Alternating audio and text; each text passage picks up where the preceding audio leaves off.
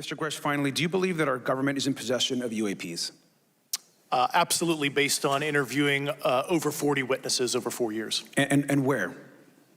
I know the exact locations, and those locations were provided to the Inspector General and some of which to the intelligence committees. I actually had the people with the firsthand knowledge provide a protected disclosure to the Inspector General. Thank you. And Mr. Chairman. All right, everybody. I know it's been a little while. I meant to do a video like right after the hearing, but you know, things got in the way.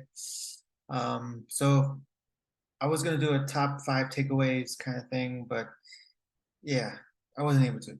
So this one is gonna be called The Aftermath, the July 2023 UFO hearing aftermath. Because if you happen to be on UFO Twitter, you'll see that there's a lot going on. Well, it's really a lot of people sharing their opinions and their feelings about recent, I guess, revelations or whatnot. So what we're going to do first is just kind of give a quick breakdown of the hearing, and then from there, I'll do some quick takeaways, and then we'll go into what's going to be happening next. And then finally, I'll go into the aftermath and kind of catch people up on what's been going on. So yeah, the July 2023 UFO Congressional Hearing featured 3 high-level witnesses. We got Brian Graves, an Air Force pilot, Commander David Fravor, another Air Force pilot, and of course, an intelligence official named David Grush. First, I'd like to commend the 2 Air Force pilots, and they pretty much thank them for providing their testimonies and sharing with the world what they experienced regarding the UAP phenomenon. Brian Graves, he started the Americans for Safe Aerospace organization. In closing, I recognize the skepticism surrounding this topic. If everyone could see the sensor and video data I witnessed, our national conversation would change. I urge us to put aside stigma and address the security and safety issue this topic represents. If UAP are foreign drones, it is an urgent national security problem.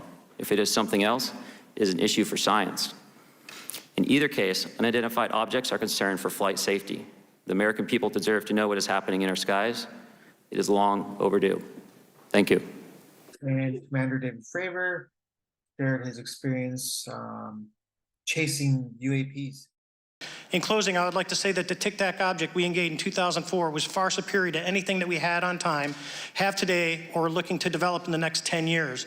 If we in fact have programs that possess this technology, it needs to have oversight from those people that the citizens of this great country elected in office to represent what is best for the United States and best for the citizens. I thank you for your time.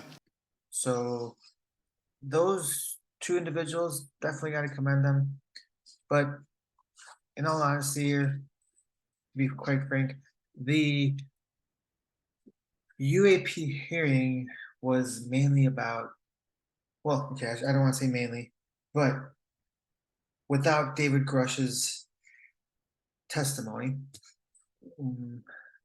the UFO hearing wouldn't have a whole lot of weight, I guess you can say. So amazing stories on both ends, huge contributions to the community, to the UFO community, to the world. But yeah, this hearing was mainly about David Grush and what he had to say regarding the secrecy of UFO technology within the within the U.S. government's holdings. So at the end of the day, after the UFO hearing, what do we have exactly? Well, David Grush.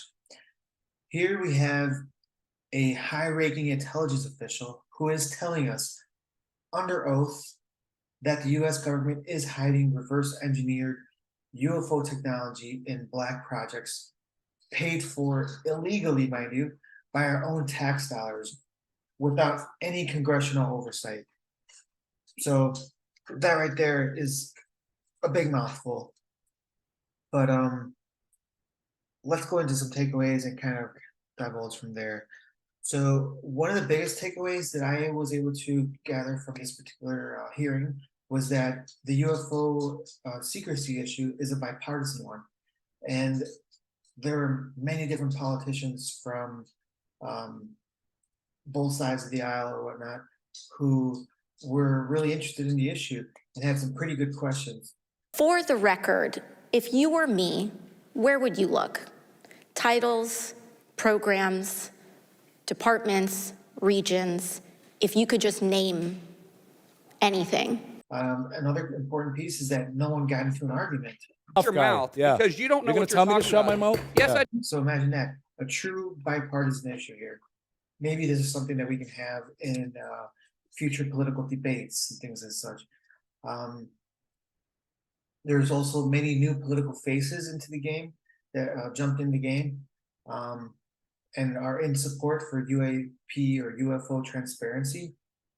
Speaking of transparency, that word was used, I'm not sure how many times, but almost every speaker, political and the witnesses, talked about transparency. And that is the bipartisan issue, to get more transparency from the Pentagon, Department of Defense about these dark projects or whatnot. Let's see.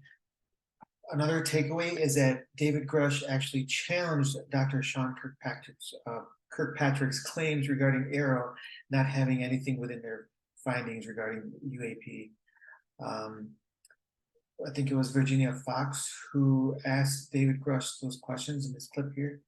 The director of AARO previously testified before Congress that there has been, and I quote, no credible evidence thus far of extraterrestrial activity or of, quote, off-world technology brought to the attention of the office.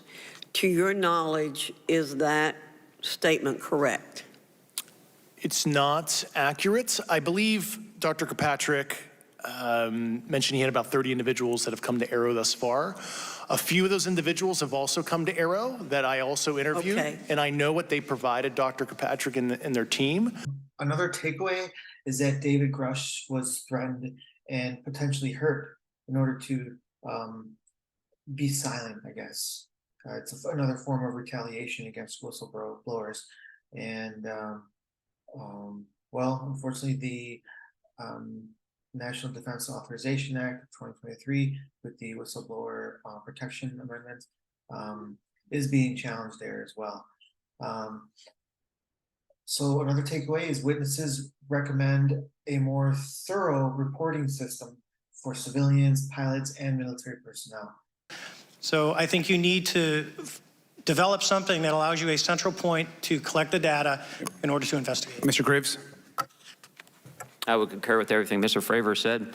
I'll continue to say that the commercial pilots that have reached out to me through Americans for Safe Aerospace are doing so because they don't feel there's another way for them to report this safety issue. And I think one of the clear outcomes of this hearing already is that there has to be a safe and transparent reporting process for pilots, both on the commercial side and the military side, to be able to report UAPs in a way that's also transparent, but also understands the scope of our national security interests and what may be classified or not. But I think there has to be some sort of system. And so that's something that I hope can be an outcome that this committee can work on.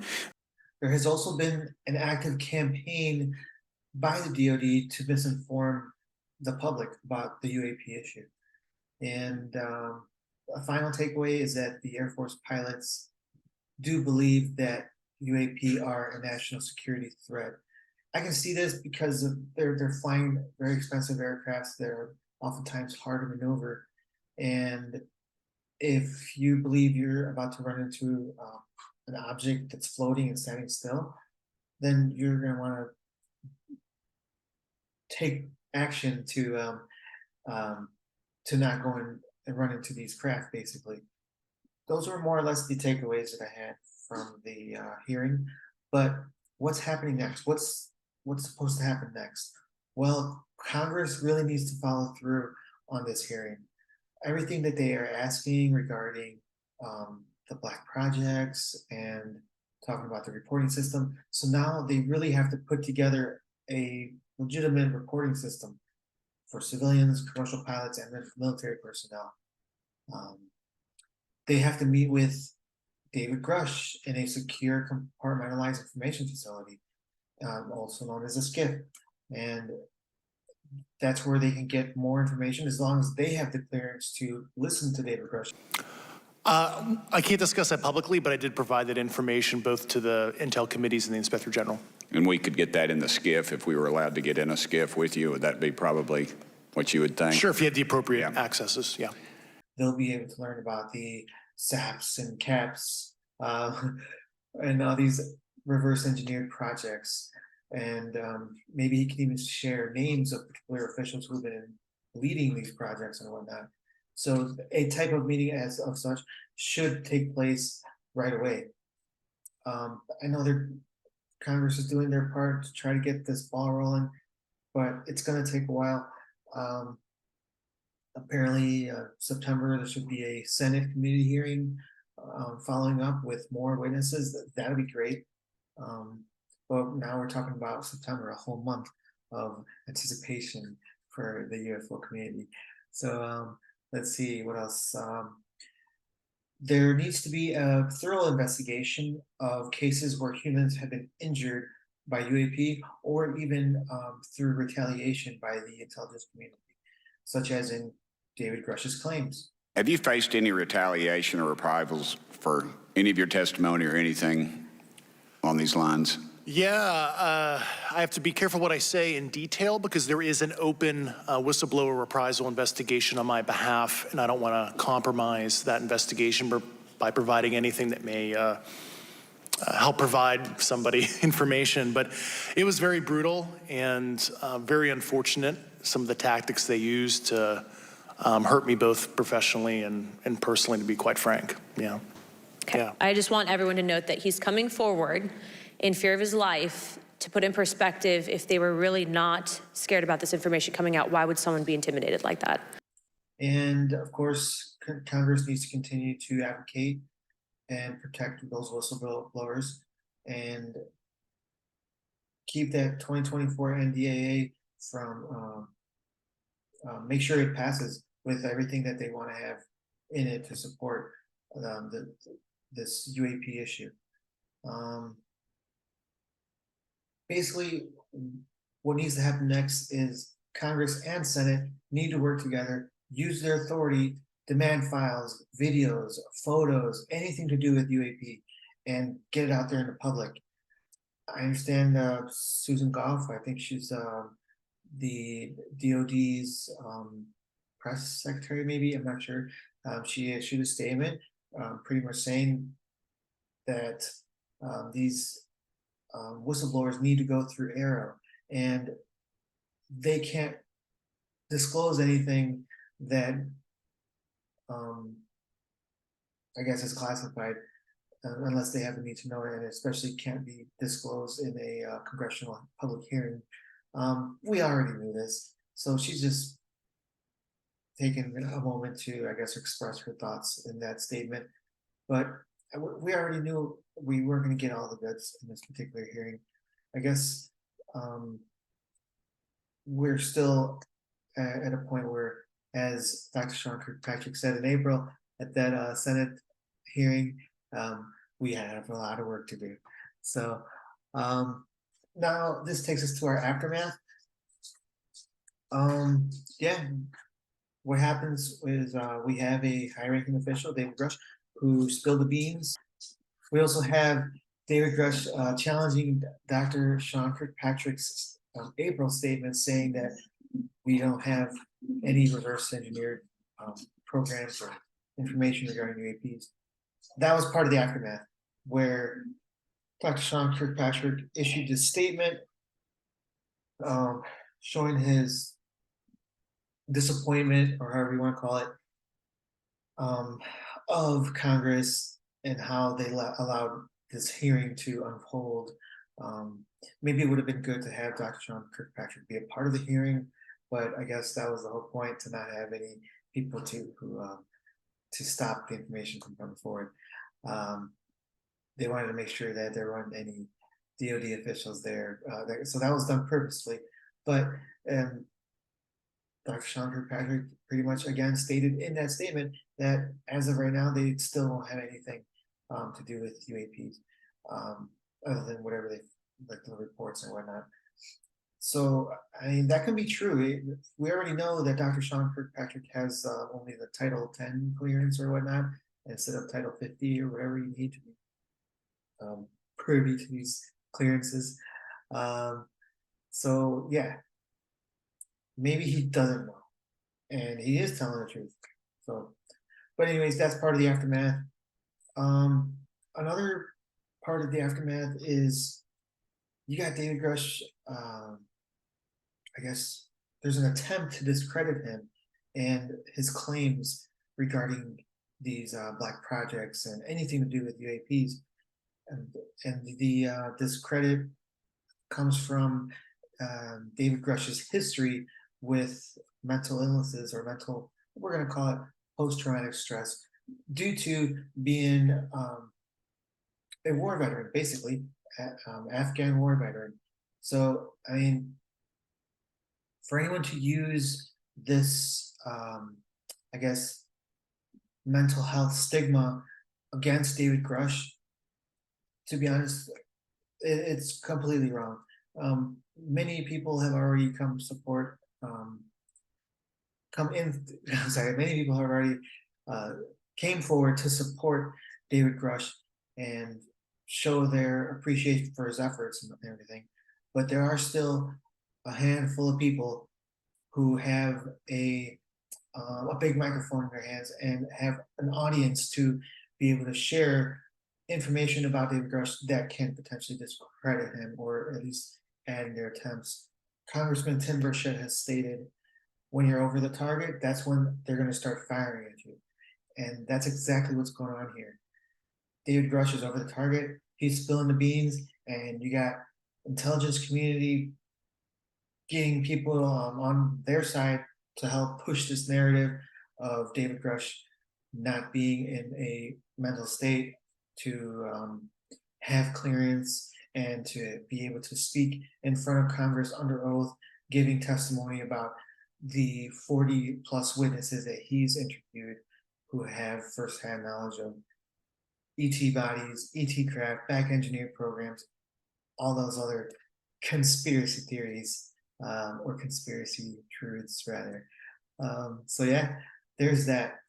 There was also a statement made by the UAP Medical Coalition, and this one's interesting because here they state that, let's see, where's this piece here? They make various points. One of their points was that the illegal release of Mr. Grush's medical health records and hospitalization for PTSD is a violation of the Health Insurance Portability and Accountability Act of 1996.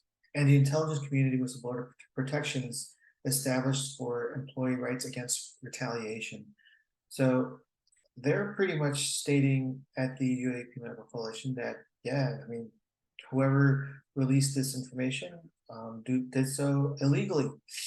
And, well, what's going to happen with that? I guess that's something that we should kind of look, keep an eye on. So, yeah, it's definitely wrong. It's very disrespectful to discredit a war veteran and use PTS as a way to do so. And let's see what else. One thing that kind of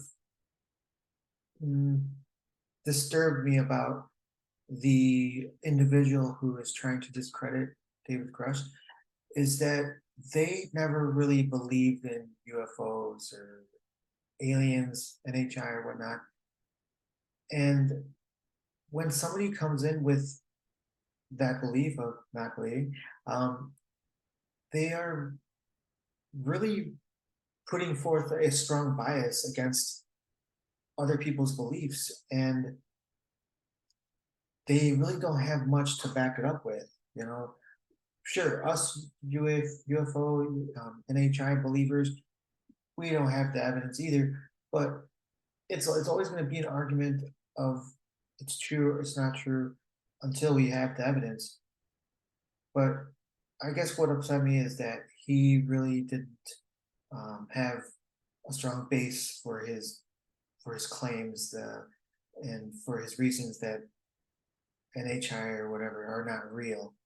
I think one of them was he was saying that if they're real, why are they being crashed or why are they crashing? If they're that intelligent or whatnot.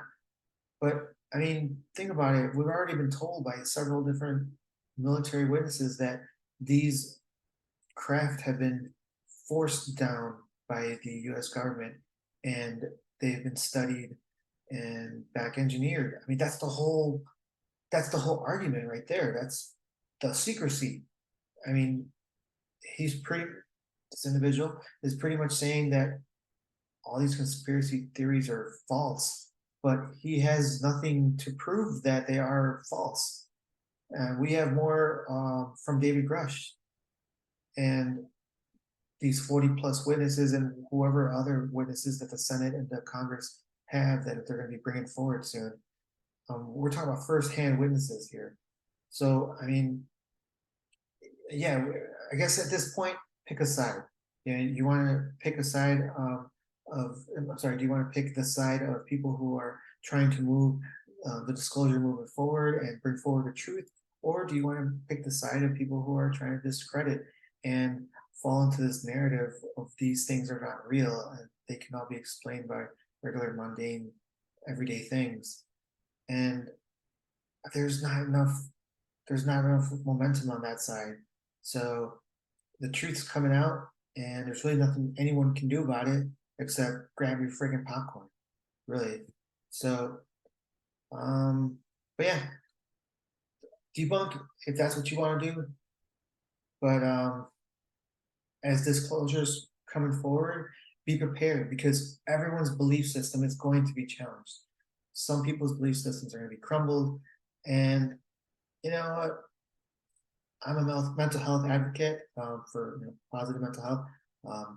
And if I see someone struggling with the belief that aliens are real and they always try to deny that belief, I'm going to try to help them. I'm going to try to be there for them. I'm going to talk with them and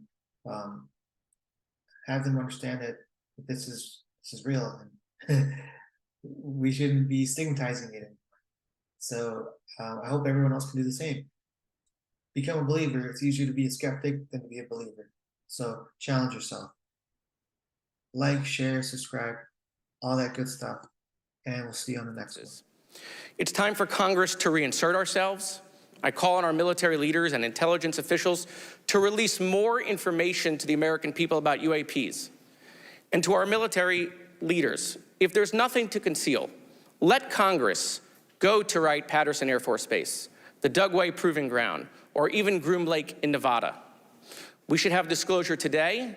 We should have disclosure tomorrow. The time has come. Thank you, Ranking Member.